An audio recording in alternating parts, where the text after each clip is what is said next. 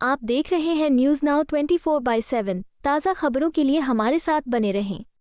भाई और बहनों, चाइना की सेना पर फायर करने का ऑर्डर सिर्फ हिंदुस्तान का प्रधानमंत्री दे सकता है, ना आर्मी चीफ ले सकता है, ना रक्षा मंत्री ले सकता है। तो नरवणे जी ने प्रधानमंत्री से पूछा कि भैया हमें ऑर्डर दीजिए, क्या मैं फायर कर सकता हूं, क्या मैं इनको रोक सकता हूं। 2 घंटे कुछ नहीं जवाब मिला। उसके बाद प्रधानमंत्री ने नरवणे जी से बात नहीं की। प्रधानमंत्री ने रक्षा मंत्री को कहा, ऑर्डर नहीं दिया, यह नहीं कहा कि क्या करना है। नरवणे जी को मैसेज मिलता है, जो आप उचित समझो वो करो। नरेंद्र मोदी जी ने एग्रीकल्चर सेक्टर का दरवाजा खोल दिया है। हिमाचल, पंजाब, हरियाणा, मध्य प्रदेश, महाराष्ट्र, राजस्थान, छत्तीसगढ़, ओडिशा, इन सब प्रदेशों के किसान बर्बाद होने जा रहे हैं। आज पंजाब की धरती बरनाला से एक ऐसी हुंकार उठी है जिसने दिल्ली के सिंहासन को हिलाकर रख दिया है। किसान महाचौपाल के मंच से आज कांग्रेस अध्यक्ष मल्लिकार्जुन खड़गे और जननायक राहुल गांधी ने किसानों की समस्याओं को लेकर सरकार के खिलाफ मोर्चा खोल दिया है। राहुल गांधी ने मंच पर आते ही सीधा प्रहार किया। उन्होंने कहा कि पंजाब का किसान सिर्फ अनाज नहीं बल्कि देश का स्वाभिमान उगाता है। राहुल ने साफ लफ्जों में कहा कि जब तक किसानों को एमएसपी की कानूनी गारंटी नहीं मिल जाती, कांग्रेस चैन से नहीं बैठेगी। उन्होंने सरकार की नीतियों पर सवाल उठाते हुए कहा कि अरबपतियों का कर्ज माफ हो सकता है तो किसानों का क्यों नहीं। बरनाला की इस भीड़ ने बता दिया है कि पंजाब का किसान अब झुकने वाला नहीं है। पंजाब के बरनाला में मजदूर किसान महारैली को संबोधित करते हुए श्री गांधी ने आरोप लगाया कि कृषि क्षेत्र को खोलने को लेकर असहमति के कारण ये समझौता 4 महीने से रुका हुआ था। उन्होंने कहा, सवाल उठता है कि जो काम प्रधानमंत्री ने 4 महीने तक नहीं किया, वो उन्होंने 15 मिनट में कैसे कर दिया। उन्होंने ये भी पूछा कि व्यापार समझौता अचानक क्यों हो गया। श्री गांधी ने कहा कि प्रधानमंत्री मोदी ने अमेरिकी राष्ट्रपति डोनाल्ड ट्रंप को गारंटी दी है कि भारत हर साल 9 लाख करोड़ रुपए के अमेरिकी उत्पाद खरीदेगा। उन्होंने कहा कि ये समझौता भारतीय किसानों को बर्बाद कर देगा। अपने संबोधन के दौरान श्री गांधी ने दावा किया कि राष्ट्रपति के भाषण के बाद उन्हें हाल ही में लोकसभा में बोलने की अनुमति नहीं दी गई क्योंकि वे पूर्व सेना प्रमुख मनोज नरवणे के संस्मरणों पर टिप्पणी करना चाहते थे। तो आज मैं आपको थोड़ा सा बताना चाहता हूं, दिल्ली में, देश में क्या हो रहा है। पिछले कुछ दिनों में प्रधानमंत्री ने क्या किया और इसका नतीजा क्या होने वाला है, वो मैं आपको बताने आया हूं। सबसे पहले पंजाब जानता है कि देश की नींव जो होती है, देश की नींव किसान और मजदूर होता है। इस बात से आप सहमत हैं? सही है? मतलब फूड सिक्योरिटी के बिना, किसान के बिना, मजदूर के बिना देश नहीं बनाया जा सकता है, देश मजबूत नहीं हो सकता है। आप जानते हो, क्योंकि हिंदुस्तान की फूड सिक्योरिटी में आपकी सबसे बड़ी मेहनत रही है। अगर हरी क्रांति हुई तो पंजाब के किसानों और मजदूरों की मेहनत से हुई थी। सही? आपने देखा होगा, कुछ दिन पहले पार्लियामेंट हाउस में प्रेसिडेंट एड्रेस हुआ। राष्ट्रपति भाषण देती हैं, और फिर जो लीडर ऑपोजिशन होता है उसका काम उस भाषण का जवाब देने का होता है। मैं लीडर ऑफ ऑपोजिशन हूं लोकसभा में, तो प्रेसिडेंट एड्रेस के बाद मेरा भाषण था। मैंने, भैया शांत हो जाए थोड़ा, मैंने भाषण शुरू किया और शुरुआत में ही मैंने एक सवाल पूछा। जनरल नारावाने जी हैं, उन्होंने एक किताब लिखी है। उस किताब में उन्होंने कहा कि चाइना के टैंक हिंदुस्तान के अंदर आ रहे थे। चीफ ऑफ आर्मी स्टाफ ने लिखा है, सेना के जो लोग हैं आप अच्छी तरह सुनिए, एक्स सर्विसमैन जो हैं आप अच्छी तरह सुनिए। नारावाने जी ने लिखा किताब में कि चाइना के टैंक हमारे देश के अंदर आ रहे थे। मैंने फोन लगाया रक्षा मंत्री को और उनसे पूछा मेरे ऑर्डर क्या है। रक्षा मंत्री ने जवाब नहीं दिया। उसके बाद मैंने नेशनल सिक्योरिटी एडवाइजर को फोन लगाया। 8 बजे टैंक आए, तकरीबन 9 बजे मैंने नेशनल सिक्योरिटी एडवाइजर को फोन लगाया, उनसे पूछा मेरे ऑर्डर क्या हैं, कोई जवाब नहीं। उसके बाद जयशंकर फॉरेन मिनिस्टर को फोन लगाया, टैंक अंदर आ रहे हैं, मेरे ऑर्डर क्या हैं, कोई जवाब नहीं। फिर दूसरी बार नारावाने जी ने रक्षा मंत्री को फोन किया और उनसे कहा देखिए मेरे सामने चाइना की सेना है, टैंक देश के अंदर आ रहे हैं, 2 घंटे से मैं सवाल पूछ रहा हूं मेरा ऑर्डर क्या है जवाब नहीं मिल रहा है। आप प्रधानमंत्री से पूछिए, वो मेरा फोन उठा नहीं रहे हैं, उनसे पूछिए मुझे क्या करना है। रक्षा मंत्री ने फिर प्रधानमंत्री को फोन किया और रक्षा मंत्री ने प्रधानमंत्री से पूछा होगा कि नारावाने जी का फोन है, चाइना की सेना अंदर आ रही है, वो ऑर्डर चाहते हैं। भाई और बहनों, चाइना की सेना पर फायर करने का ऑर्डर सिर्फ हिंदुस्तान का प्रधानमंत्री दे सकता है, ना आर्मी चीफ ले सकता है, ना रक्षा मंत्री ले सकता है। तो नारावाने जी ने प्रधानमंत्री से पूछा कि भैया हमें ऑर्डर दीजिए, क्या मैं फायर कर सकता हूं, क्या मैं इनको रोक सकता हूं। 2 घंटे कुछ नहीं जवाब मिला।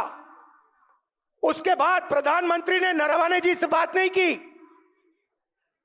प्रधानमंत्री ने रक्षा मंत्री को कहा, ऑर्डर नहीं दिया, यह नहीं कहा कि क्या करना है। नारावाने जी को मैसेज मिलता है, जो आप उचित समझो वो करो। मतलब प्रधानमंत्री ने अपनी जिम्मेदारी पूरी नहीं की, नारावाने जी को छोड़ दिया। नारावाने जी अपने किताब में लिखते हैं कि मुझे लगा कि मैं अकेला खड़ा हूं, मुझे ना प्रधानमंत्री ने ऑर्डर दिया, ना रक्षा मंत्री ने ऑर्डर दिया, तो ये मैं भाषण दे रहा था, मेरा भाषण रोक दिया। 1 घंटा, 2 घंटे, 3 घंटे, 4 घंटे रोकते गए, डरे हुए थे, मगर डरे वो किसी और चीज से थे। डरे नरवाने जी वाले भाषण से नहीं थे, डरे वो एप्स्टीन और अदानी वाले भाषण से थे। भाई और बहनों, आपको एक बात समझनी है, 4 महीने के लिए यूएस और इंडिया की जो डील थी वो रुकी पड़ी हुई थी, वो आगे नहीं बढ़ रही थी। एक्सपर्ट से मैंने पूछा, महीनों से मैं पूछ रहा था कि ये डील फंसी क्यों है। जवाब मिलता था, ये डील इसलिए फंसी है क्योंकि अमेरिका हिंदुस्तान के एग्रीकल्चरल सेक्टर को खोलना चाहता है और हमारी सरकार एग्रीकल्चर सेक्टर को नहीं खोलना चाहती है। यह जवाब मिलता था। 4 महीने भाइयों और बहनों कुछ नहीं हुआ। जैसे ही मैंने भाषण शुरू किया, भाषण रोका, उसी शाम मेरा भाषण चल रहा था, रोक रहे थे मुझे, और हिंदुस्तान के प्रधानमंत्री का फोन जाता है। किसको जाता है? डोनाल्ड ट्रंप को जाता है। यह मैंने नहीं कहा, यह डोनाल्ड ट्रंप ने ट्वीट किया है कि हिंदुस्तान के प्रधानमंत्री ने मुझे कुछ मिनट पहले फोन किया है। तकरीबन 6 बजे शाम को प्रधानमंत्री जी डोनाल्ड ट्रंप को फोन करते हैं। ना कैबिनेट से पूछा, ना कृषि मंत्री से पूछा, ना राजनाथ सिंह से पूछा, ना जयशंकर से पूछा, सीधा डोनाल्ड ट्रंप को कह दिया कि मैं डील करने को तैयार हूं। भाई और बहनों, डील में हिंदुस्तान ने अमेरिका को क्या दिया मैं आपको बताना चाहता हूं। सबसे पहले सोयाबीन, दाल, कपास, फल, बादाम, अखरोट, यह सारा का सारा अमेरिका को दे दिया है। हमारे किसान मैकेनाइज नहीं है, छोटे खेत है उनके पास। किसी का 5 एकड़ का खेत है, किसी का 2 एकड़ का खेत है। अमेरिका के खेत 500, 1000, 2000, 5000 एकड़ के होते हैं। उसमें पूरा मैकेनाइजेशन है। नरेंद्र मोदी जी ने एग्रीकल्चर सेक्टर का दरवाजा खोल दिया है। हिमाचल, पंजाब, हरियाणा, मध्य प्रदेश, महाराष्ट्र, राजस्थान, छत्तीसगढ़, उड़ीसा, इन सब प्रदेशों के किसान बर्बाद होने जा रहे हैं। मैं आपको बता रहा हूं,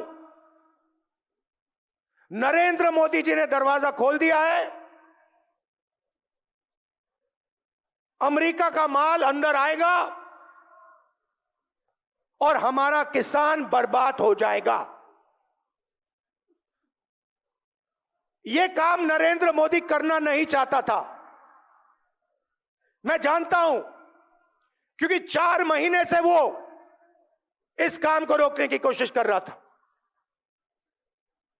हमारे कनेक्शन है सरकार में, ब्यूरोक्रेट्स को हम जानते हैं। हम पूछते थे कि भैया बाकी सब ठीक है, कृषि का सेक्टर तो नहीं खोल रहे हो?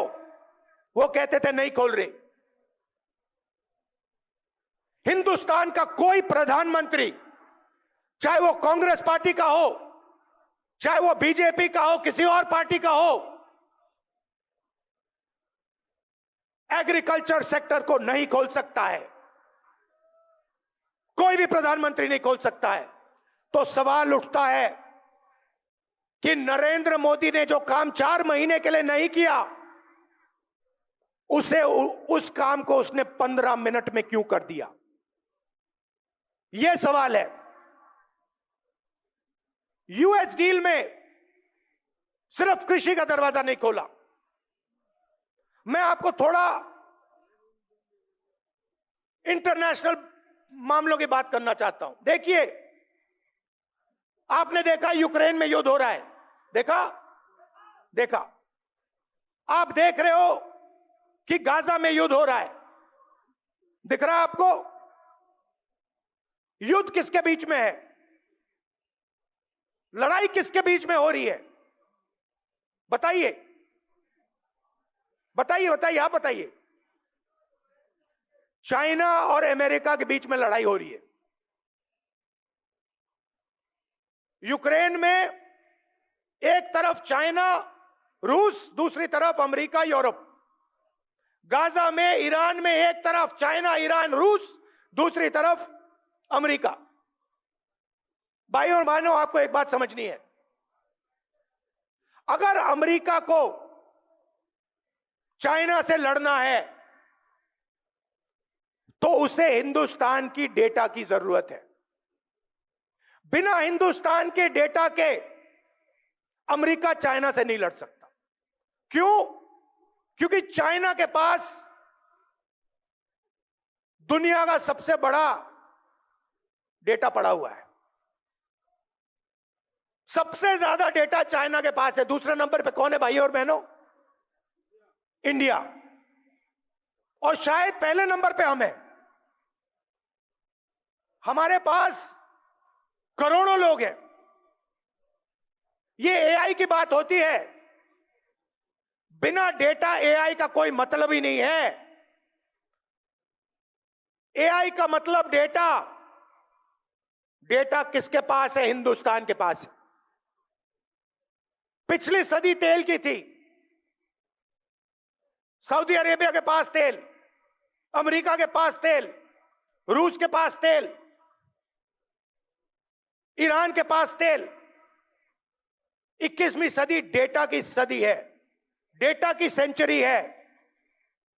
डेटा किसके पास? आपके पास, आपके हाथों में है। जब आप फोन चलाते हो, व्हाट्सएप, ट्विटर, मैसेज भेजते हो, यह सारा का सारा डेटा आपका है, हमारा है, देश का है। यह देश की पूंजी है। यह 21वीं सदी में देश का फाउंडेशन है। और अमेरिका को इस डेटा की जरूरत है। भाइयों और बहनों, यूएस इंडिया डील में पीछे छोटी सी लाइनों में लिखा है कि हिंदुस्तान का पूरा डेटा नरेंद्र मोदी ने अमेरिका के हवाले कर दिया है। आप समझिए कि हिंदुस्तान का पूरा डेटा नरेंद्र मोदी ने अमेरिका के हवाले कर दिया है। 20 साल टैक्स माफ किया अमेरिकन कंपनियों का। हिंदुस्तान का डेटा अब अमेरिका कहीं भी रख सकता है। अमेरिका में हमारा डेटा रखना चाहता है तो वहां रख सकता है। जापान में रखना चाहता है तो वहां रख सकता है। आप सोचिए, अगर सऊदी अरेबिया के पास तेल है और सऊदी अरेबिया ने पूरा का पूरा अपना तेल अमेरिका के हवाले कर दिया, तो सऊदी अरेबिया के पास क्या बचेगा? अगर रूस ने अपना पूरा का पूरा तेल उठा के अमेरिका को दे दिया, तो रूस का क्या होगा? तो पहली बात, कृषि सेक्टर का दरवाजा खोला, किसानों को खत्म किया। मैं जिम्मेदारी से बोल रहा हूं, तूफान आने वाला है। जब अमेरिका के अखरोट आएंगे, बादाम आएंगे, सेब आएंगे, दाल आएगा, कपास, सोयाबीन, तूफान आएगा। दूसरी बात, हमारा पूरा का पूरा डेटा जो हमारे देश का भविष्य है, वो पूरा का पूरा नरेंद्र मोदी ने दे दिया। तीसरी बात, नरेंद्र मोदी जी ने डोनाल्ड ट्रंप को गारंटी दी है कि हर साल हिंदुस्तान 9 लाख करोड़ रुपए अमेरिका के प्रोडक्ट्स खरीदेगा। समझिए, हर साल अमेरिका के पास हिंदुस्तान जाएगा और कहेगा भैया हम 9 लाख रुपए आपका माल खरीदेंगे। आप मुझे बताइए, अगर हिंदुस्तान अमेरिका से 9 लाख करोड़ रुपए का माल खरीदेगा तो हमारे small scale sector, medium scale sector, हमारी इंडस्ट्री का क्या होगा? खत्म हो जाएगा।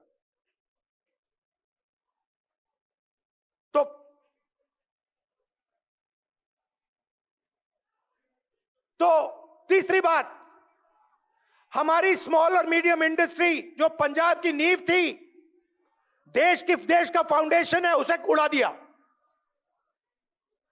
और चौथी बात, इससे आप और भी हैरान हो जाओगे कि नरेंद्र मोदी जी ने अमेरिका को कहा है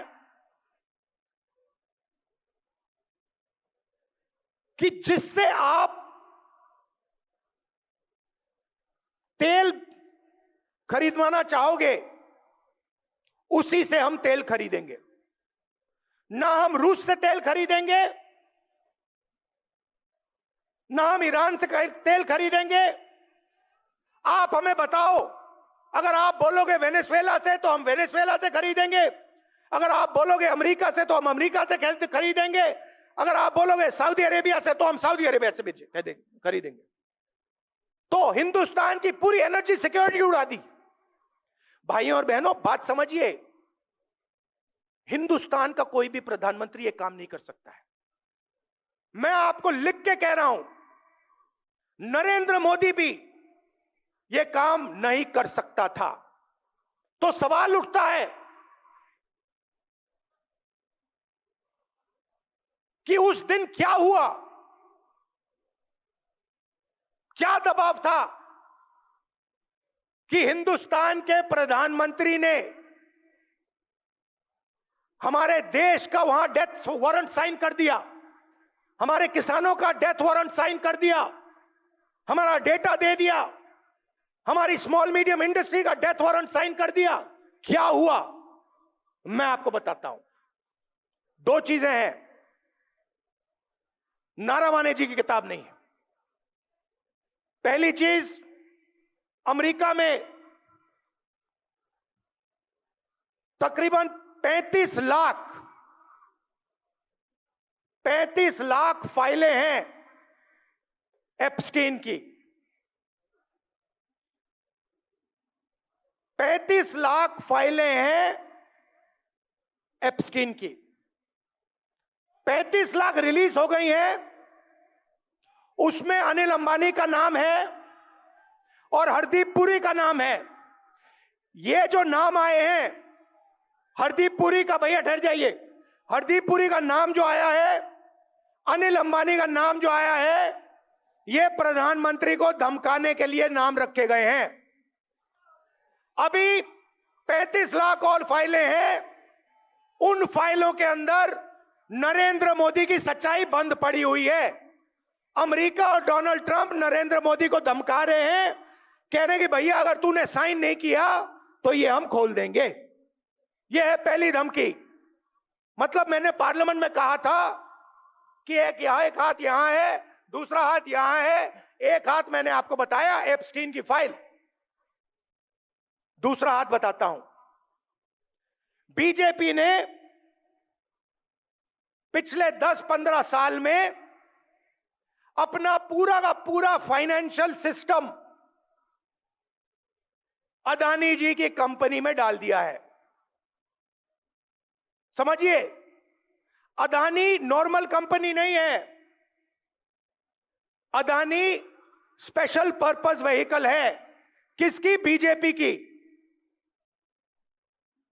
जो भी पैसा बनता है वो सारा का सारा अदानी के पास जाता है और फिर वो पैसा राजनीति में प्रयोग किया जाता है।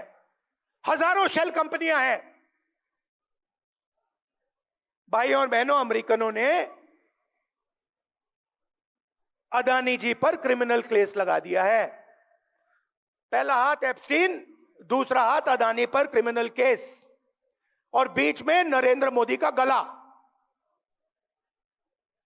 पहला हाथ एप्स्टीन, दूसरा हाथ अदानी का केस, और बीच में नरेंद्र मोदी का गला। आप उनका चेहरा देखिए, उनकी आंखें देखिए। डोनाल्ड ट्रंप खुल के जो भी कहना चाहता है कह देता है। हिंदुस्तान के 7 जहाज गिरे, 5 जहाज गिरे, 11 जहाज गिरे, मैंने युद्ध रुकवा दिया। मैं नरेंद्र मोदी का करियर जब भी खत्म करना चाहता हूं कर सकता हूं। देख लीजिए, उनका वीडियो देख लीजिए। वो खुल के कह रहा है कि नरेंद्र मोदी का गला मैंने पकड़ रखा है। नरेंद्र मोदी उनको जवाब क्यों नहीं दे पा रहे हैं? क्यों नहीं कह पा रहे नहीं आपने युद्ध नहीं रोका?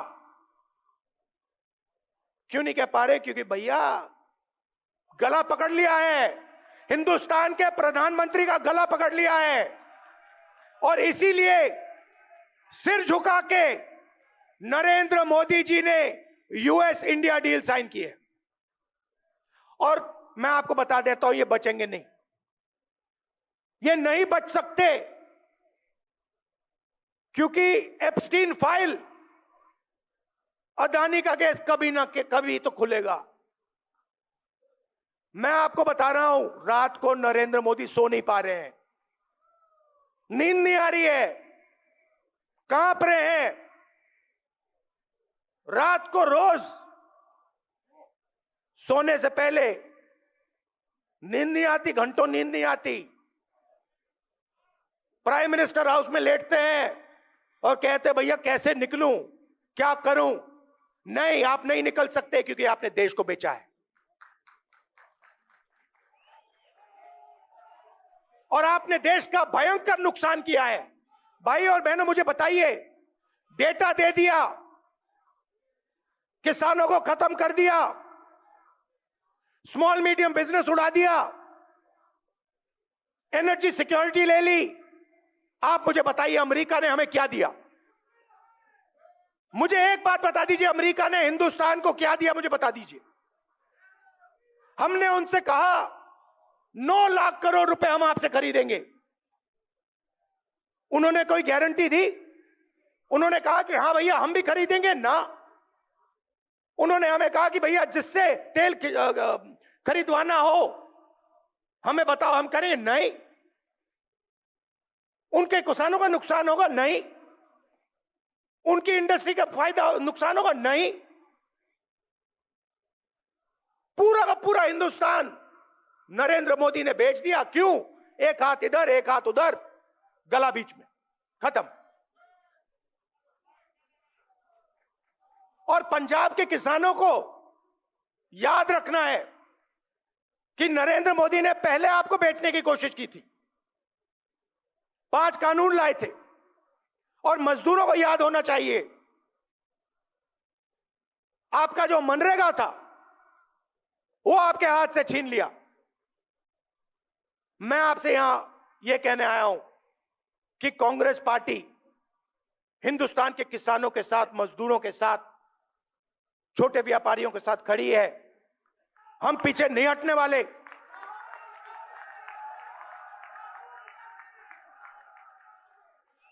और आप देखना, आप देखना, अब मैंने जो बोला, अब आप देखना, नरेंद्र मोदी की जब भाषण देता है, उनकी आंखों में देखो, उनकी आंखों में देखो और अपने आप से पूछो, क्या ये व्यक्ति हमें सच बोल रहा है या झूठ बोल रहा है? आपके दिल में सही जवाब मिल जाएगा। भाइयों और बहनों, पंजाब हमारी स्ट्रेंथ है। मैं जब यहां आता हूं, मैं आपको बता रहा हूं, मुझे इतना मजा आता है क्योंकि मुझे हिंदुस्तान की शक्ति, हिंदुस्तान का फाउंडेशन यहां दिखता है। आप हमारे रक्षक हो, आप हमारी नींव हो, हमारे प्रोटेक्टर हो, और हम आपसे प्यार करते हैं।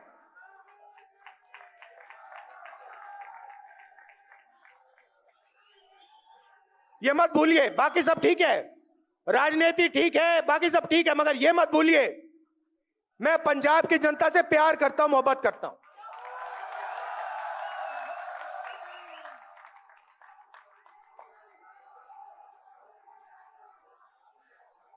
वो पूरी बात है। अगर शायद कभी मैं किताब लिखूं तो मैं आपको गहराई में बता दूंगा, मगर आपका भविष्य है, आपके किसानों का भविष्य है, युवाओं का भविष्य है, इसको उज्जवल बनाना है और पंजाब को सक्सेसफुल बनाना है। बाकी सब ये करना है हमें। अच्छा, आखिरी बात मैं कहना चाहता हूं, यहां पे मेरे दोस्त बैठे हुए हैं। देखिए, कांग्रेस पार्टी को भी मैं मैसेज देना चाहता हूं, काम टीम वर्क से होता है, काम टीम वर्क से होता है। एक प्लेयर गेम नहीं जीत सकता है।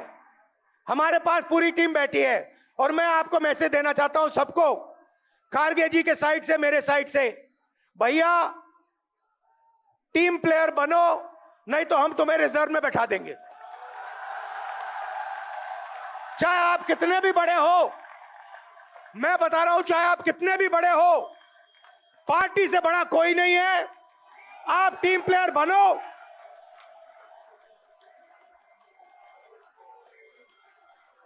और नहीं बने तो फिर खारगे जी और मैं आपको ठीक कर देंगे। और ये जो सारे सीनियर नेता बैठे हैं, मैं इनको बताना चाहता हूं कि हमारी सच्ची शक्ति हमारे कार्यकर्ता है। ये जो है, ये हमारी सच्ची शक्ति है, और जो भी होगा पंजाब में इनकी रिस्पेक्ट करके होगा, इनको लेकर होगा, इनको शामिल करके होगा। आप सबका दिल से धन्यवाद, बहुत बहुत प्यार, नमस्कार, जय हिंद। आपको यह वीडियो पसंद आया हो तो इसे लाइक करें, हमारे चैनल को सब्सक्राइब करें।